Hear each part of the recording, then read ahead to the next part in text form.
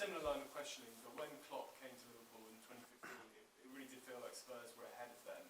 They had a lot of building blocks in place to really kick on.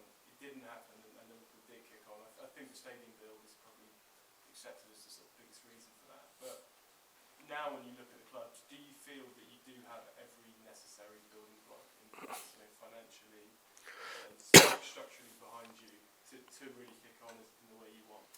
Oh, look, I think there's a good foundation there, but do I think we're where we want to be off the field as well? No, from a football perspective anyway.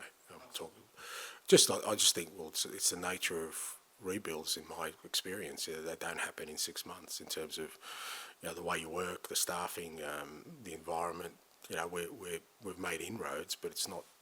I definitely don't think it's ingrained or established in here yet, and it can't be after 6 months. I'd be a fool if I thought it was. You talk about Liverpool or Man City or Arsenal. It didn't happen for them in the first 6 months. So there's no kind of waving of a wand here. So I know that is not where it needs to be yet, but we do have some things that are definitely in terms of facilities, resources.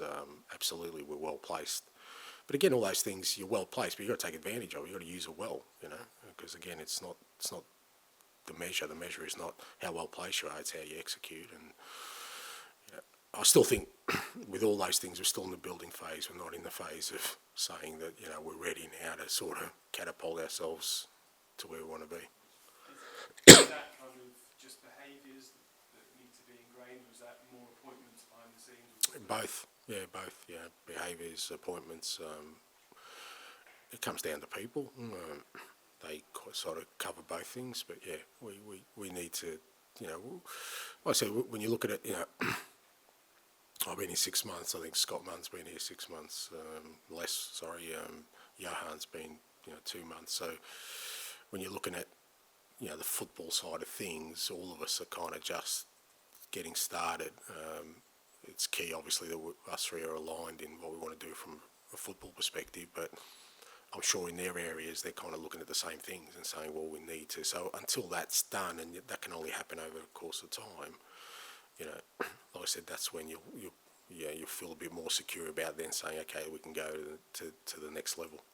And our understanding is that Fabio Paratici is still working for the club in a kind of consultancy role. And how involved are you with him day to day? Do you talk to him? Does he have an input in kind of who you're going after?